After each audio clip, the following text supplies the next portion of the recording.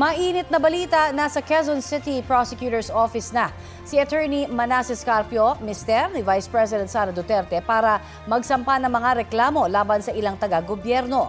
Dahil yan sa anya'y pagsisiwalat ng mga respondent sa publiko ng bank records nilang mag-asawa. Ang reklamo ni Attorney Carpio ay laban kina BSP Governor Eli Remolona Jr. at Anti-Money Laundering Council Executive Director Ronel Buenaventura. Kasama rin sa reklamo sina House Justice Committee Chair Representative Jervil Luistro, pati sina Representatives Percy Sendanya, Chel Diokno, Laila De Lima. Itinanggi ng kampo ni Carpio na may mahigit 6 billion pesos ang kanilang bank accounts tulad ng isiniwalat sa House Justice Committee hearing noong nakaraang linggo.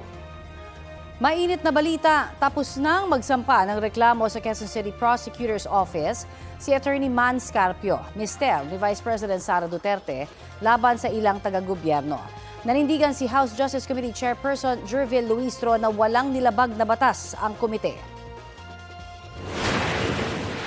We acknowledge that this is one of their options. Basta, in as far as the committee is concerned, we maintain the position that we did not violate any law. Sabi pa ng mambabata sa panayam ng Super Radio DZBB, bagaman karapatan ng depensa na magsampa ng reklamo, maliwanag na pagtatangka ito para harangin ang paglabas ng impormasyon.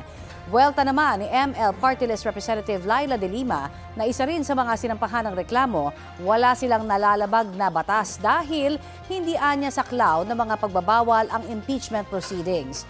Tanging mga opisyal at empleyado ng mga bangko ang pinagbabawalang magsiwalat ng bank records. Si Akbayan Party List Representative Percy Sendanya sinabing exempted ang impeachment hearing sa saklaw ng Bank Secrecy Law at Anti-Money Laundering Act. Imbis na mag-aksayaan niya ng papel at oras sa pagsasampa ng reklamo, paharapin ang bise sa April 29 hearing at doon magpaliwanag.